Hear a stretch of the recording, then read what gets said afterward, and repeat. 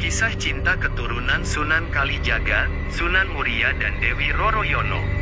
Pernikahan Sunan Kalijaga dengan seorang wanita yang alim dan juga ayu bernama Dewi Saro. Pada akhirnya hari yang dinanti-nanti tiba juga. Dewi Saro mengandung seorang anak yang dikabarkan akan menjadi seorang alim ulama yang besar dan sama seperti ayahnya. Singkat cerita, penantian itu tiba, terlahirlah anak laki-laki yang tampan dan juga berkilauan. Sunan Kalijaga merasa senang dengan kelahirannya dan dia memberi nama Umar Said, karena masih dalam kerajaan Umar Said sering dipanggil dengan sebutan Raden. Raden Umar kecil itu setiap hari dia selalu dibimbing oleh ibunya terutama mengenai ilmu agama. Namun kegemarannya dia lebih suka jika berjalan-jalan dengan Sunan Kalijaga menyusuri pedesaan dan menyapa masyarakat. Warga sekitar merasa senang dan merasa kagum dengan Umar Said. Meskipun masih kecil tapi ketampanannya benar-benar luar biasa, memang keturunan dari kerajaan selalu tampan. Aduh, Raden Umar tampan sekali Sunan, puji salah seorang wanita ketika berpapasan dengan Sunan Kalijaga. Alhamdulillah, puji syukur kepada Allah Subhanahu wa Ta'ala atas segala macam ciptaannya, jawab Sunan Kalijaga dengan senyum tipisnya. Kanjeng Sunan mau kemana? Tanya wanita. Berjalan-jalan sore saja. Wanita itu hanya menganggukkan kepala dan setelah itu dia berpamitan untuk berlalu, begitu pula dengan Sunan Kalijaga seraya memberikan salam kepadanya. Benar sekali, Raden Umar Said selalu menjadi fokus utama dari setiap masyarakat ketika sedang berjalan-jalan sore ataupun pagi hari bersama Sunan Kalijaga ataupun dengan ibunya Dewi Saro. Sampai suatu ketika Sunan Kalijaga berpapasan dengan seorang pendeta, dia berhenti berhadap-hadapan dengannya. Keramat tambahan Sunan Kalijaga terutama tentang toleransinya membuat masyarakat pemeluk agama lain tidak sungkan untuk saling bersapa dengannya. Hal inilah yang pada akhirnya nanti akan diturunkan kepada Raden Umar Said, yang dimana selama masa hidupnya nanti akan berteman juga dengan kalangan Brahmana atau pemuka agama lain tanpa harus memaksa atau membedakannya. Raden Umar, suatu hari nanti dia akan menjadi seorang alim ulama yang sakti mandraguna, dan akan tinggal di tempat yang sangat tinggi, kata Brahmana tersebut. Insya Allah, jika Gusti Kang Kersa sudah menghendakinya, maka kita sebagai manusia dan hambanya hanya bisa pasrah menjalankan takdirnya, kata Sunan Kalijaga. Sang Hyang Agung pasti akan memberkati Raden Umar Said, amin. Terima kasih atas segala doanya, kata Sunan Kalijaga seraya dengan senyum tipisnya. Singkat cerita, beberapa tahun berlalu Raden Umar Said sudah tumbuh menjadi seorang remaja yang tampan dan gagah berani. Kayak lokan tubuhnya itulah yang membuat banyak sekali orang terpana pada dirinya, terutama remaja-remaja gadis banyak sekali mengaguminya.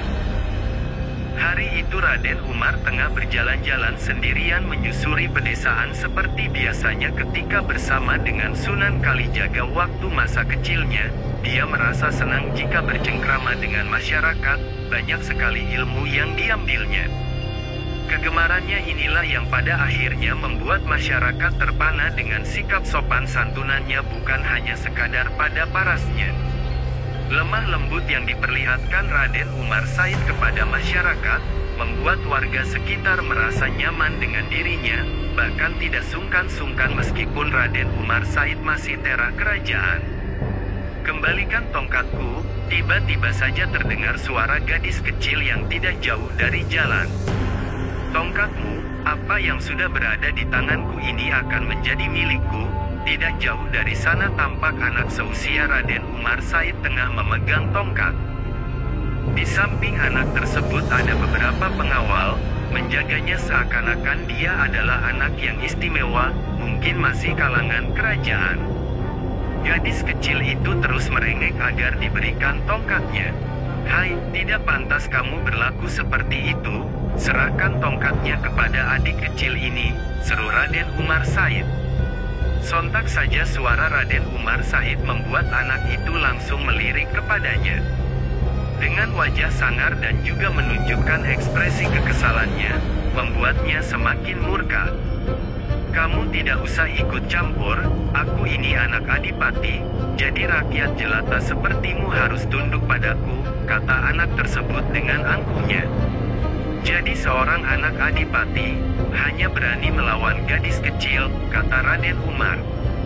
Semakin marah dan nafsulah dia tidak tahan dengan kata-kata tersebut, dirinya seperti merasa dihinakan, direndahkan, bahkan dijatuhkan.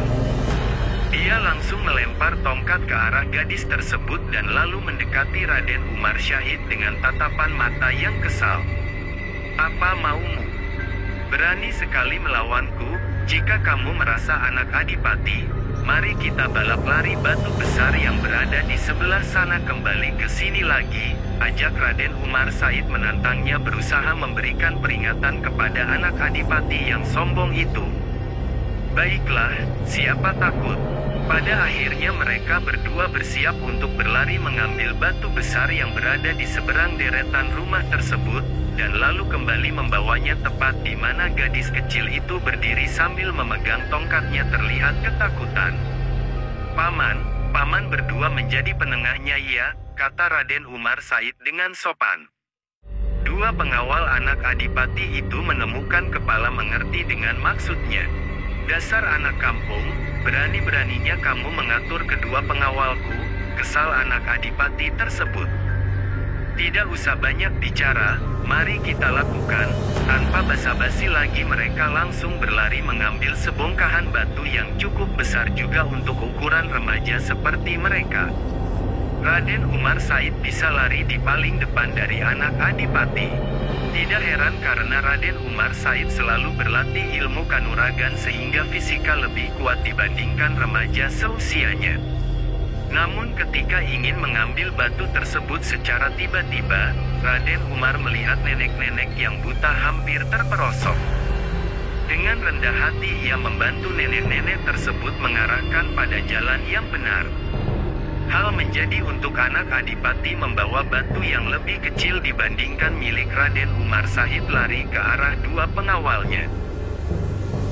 Namun entah kekuatan apa, setelah menolong neneknya tersebut Raden Umar Said berlari bagaikan kilat batu yang besar, sekejap mata langsung tepat berada di hadapan dua pengawal itu. Dia tampak tersenyum tanpa ada rasa lelah sedikit pun, berbeda dengan anak adipati yang tampak taplong melihatnya. Begitu pula dengan gadis kecil tersebut kaget dan juga merasa kagum. Tidak perlu kau sombongkan ilmumu itu, Cuk. Jika benar-benar kuat datanglah ke pesantren Ngerang, tunjukkan kekuatanmu di sana. Suara wanita tiba-tiba membuat dada Raden Umar Said bergemetar. Bersambung.